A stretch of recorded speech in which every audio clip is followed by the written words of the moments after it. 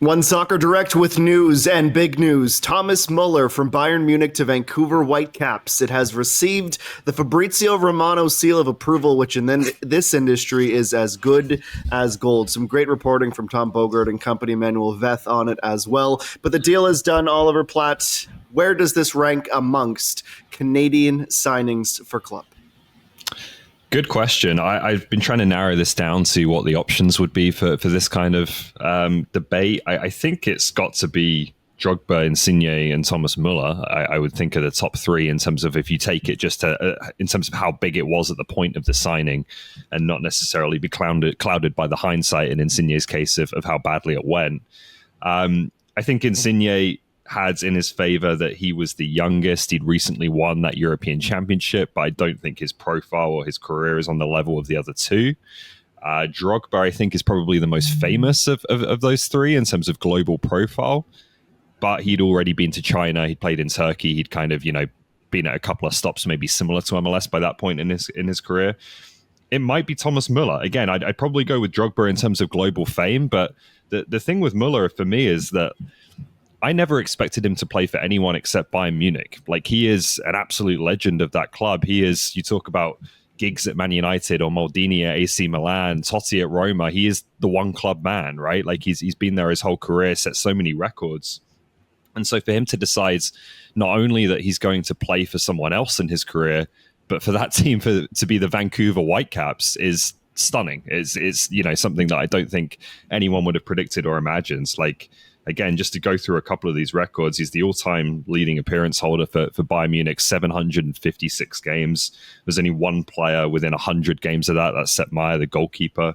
There's only 5 other players within 200 games of that. That's the 3 greatest German goalkeepers of all time, Maier, Kahn, and Neuer, and Gerd Müller and Franz Beckenbauer, the 2 greatest German players of all time. So this is a guy who's had an absolutely stunning career. And to see him now coming to play for the Vancouver Whitecaps, I think is unprecedented in terms of Canadian soccer signings. I put one name above Thomas Müller, and that's it. And Ollie didn't name that person, that individual. Toronto Metro's Croatia. Yeah. 75-76 brought in Eusebio. One of the greatest players of all time. Played in Toronto for Metros Croatia in 75-76. Played about 20 games or so. I mean, this is a player that was a Ballon d'Or winner in 1965. I believe he scored 733 goals over his career and is widely ranked and regarded as one of the top players all time. I know we're not speaking about modern standards and where things are, but if we're going to talk about best player playing for a Canadian club side, Eusebio has to be number 1. I put Müller number 2 simply because of what Oliver Platt kind of had to say, just in terms of how decorated he is, the teams he's been part of. There isn't a competition that he's played in that he hasn't won. All of these things absolutely matter when you're coming up with the big picture. I would disagree with Lorenzo Insigne. I don't think he's the best Italian that's ever played club football in this country. That would be Alessandro Nesta. For me, over 10 years at AC Milan, and even before that, was an absolute rock, an elegant center back, a World Cup winner in 2006, and winning a World Cup like in the role that Nesta played, for me, trumps Insigne winning the European Championship. Nesta a bigger deal when he signed than Insigne? I think he's a better player. Those are two different career, things. Undoubtedly, of course. But yes, we're talking about biggest signing. Well, but I think that matters at that time. And Didier Drogba's right up there as well. We should also give a shout. We just cannot ignore the past. Like, Alan Ball, a World Cup winner with England in 1966, was part of the Whitecaps team that won Soccer Bowl as well. So, I mean, there's a lot of great players. Peter Beardsley played for the Whitecaps once upon a time. There's been a lot of great players, but Müller brings the quality. He brings the resume. And he also comes at a time which really matters for the Vancouver Whitecaps. A lot of these other marquee signings, like when the Whitecaps brought in Nesta or Drogba, they weren't expected to win. When TFC were bringing in Insigne and Bernardeschi, I don't think that reasonable expectations were the team was going to win right away. Like the Vancouver Whitecaps are on the precipice of doing something potentially really special here, competing not only for a Shield, but potentially an MLS Cup. So the timing of this arrival matters just in terms of the way that we're shaping it, in terms of the biggest signings by a Canadian club team in history. Tell you what, whoever decides to buy this team is in a really good spot. Champions Cup run, stadium rumors, MLS Cup, Shield, everything seems to be trending up for a team that 7 months ago really was in the doldrums when it was announced that they were up for sale. So excited to see Thomas Müller in the hoop of the Vancouver Whitecaps, the Rise jersey, I think it's called. How much does he have left in the tank, Gareth? That's the question the Whitecap supporters will be wondering. It's undoubtedly an incredible signing, and the pedigree will bring supporters in alone. But results-wise, where he is in his career, can he still contribute to this team with a lot of title aspirations? Yes, he can. Just digging into some of his data and matrix, yes, he's slowed down to a certain degree, but that's based on a Champions League or Bundesliga level. MLS is not that. And we've seen older players come into Major League Soccer and be thoroughly dominant at times. Zlatan Ibrahimovic is the one that comes first to mind. He's still delivering goal contributions, about half a goal per game per 90 minutes for goals and assists. His expected assists ranked very high. What I like about him, a couple things. Well, there's a lot that I like about Thomas Müller. His natural intelligence, his ability to read space and create space for other players, his instinctual play, whether it be through distribution or being in the right place at the right time. And he still has legs. Maybe he can't press to the level that he once did, but it's not as if this is a player that's being put out to pasture or anything like that. He was playing in the Club World Cup. And he was playing a more tactical role off the bench last season, especially in Champions League competition. So I'm not sure he's going to be a player that you want to play 90 minutes each and every time out, but certainly he's a player that if used the right way, I think he could be an absolute force and takes the Vancouver Whitecaps in terms of their tactical versatility absolutely to the next level. I'm a believer. I just think that the player still has a lot to offer.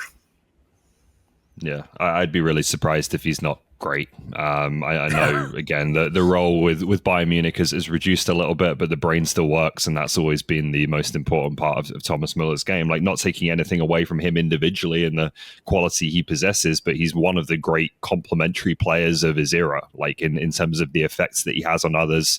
And some of the things Wheels talked about is understanding of space and movement and how to connect with other players. Like, as much as this is a player who's scored a lot of goals in his career, 150 in the Bundesliga, 250 in all competitions for Bayern, he also has 211 Bundesliga assists. And 13 seasons out of the 16 he's played in the Bundesliga, he's had 10 assists or more, which I think is pretty incredible and certainly a record. No one's close to that. The other thing I'd say about him, even at this age, is he never gets injured. Like, every season, again, he's played with Bayern Munich, which has been a lot. He's played at least 40 matches. So that, I think, bodes well in terms of some of the adjustments he's going to have to make to Major League Soccer as well. But look, this is a Whitecaps team that is already great. It's already competing for an MLS Cup. I still think that Ryan Gold and Andres Cubas and Brian White are going to be the guys driving the car here. But Thomas Müller comes in and just adds a sprinkling of quality and stardust. And again, an ability, I think, to get even more out of those key Whitecaps players that you never could have imagined having a player of that kind of caliber and experience coming into this group at this stage of the season. Well, that shout about injuries and his health is a good one, and I will knock on wood for all Whitecap supporters watching this, but there's a big difference playing in North America. You're on turf. The travel is insane for the Vancouver Whitecaps. It has not always aged well, these older players coming to play on artificial turf in Major League Soccer, crisscrossing the continent. Are either of you worried about his longevity in a league that is so demanding mentally and physically on these players? Gareth? Well, he's signing on for 18 months, and then we'll see from there. Yes. I mean, it seems to be a good term in terms of a deal, and even for the outlay of money, you know, it's short term over this really important period for the club. There's a couple things here. Jesper Sorensen has proven over the course of the CONCACAF Champions Cup run, as well as in MLS Soccer already, that he's dead set on rotating. No matter what the what the occasion is. And I think he really understands the demands on his players and what's required right there. I also think that any sort of potential return of Ryan Gauld could play a factor as well. Like all of a sudden, if you have Gauld and Ali Ahmed coming back into the team to go along with Nelson, Sabi, all of a sudden you have, 6 or 7 really reliable attacking players that you can rotate through as well. So I just don't think it will be a case of just overuse. I think that Muller will understand his body and understand what to do. So I don't know. I just feel like this is just a really good fit. Not every player, remarkably so, wants to go to Miami or Los Angeles or a place like that. I think this is rather refreshing, whether it be the German connections, the Alphonso Davies connections that brings him to Vancouver. I'm sure Axel Schuster has sold him on the project. And Vancouver's a beautiful city. Like Carlo Ancelotti, spends time in Vancouver. People understand what a special place it is. So this is refreshing to me that a player like this would end up in a place like the Vancouver Whitecaps right now, rather than kind of a club that's become a little bit more transient in LAFC over recent seasons. So let's see how it all plays out. I'm really approaching this, and I can't do it any other way, really approaching this from a very positive perspective. Yeah. Maybe ask Alphonso Davies for a few tips in terms of Vancouver and a bit of advice there as well. But like Thomas Müller, again, like I'm going to sound very, very positive on this because I am. But as a personality as well, he's not like a big ego, difficult. Like he's not that type of player either. He's always been, I think, a really highly respected teammate for every Bayern team that he's played for. So I just don't have the same concerns on that front that you might have with other kind of very, star big name players coming over to Major League Soccer. Well, imagine hearing this rumor 6 weeks ago, 6 months ago. Who'd have thunk it? Thomas Müller. 6 days ago. Whitecaps. Yeah, no kidding. And what a turnaround from Alphonso Davies' teammates bugging him and teasing him about where's Canada on a map to Vancouver, huh?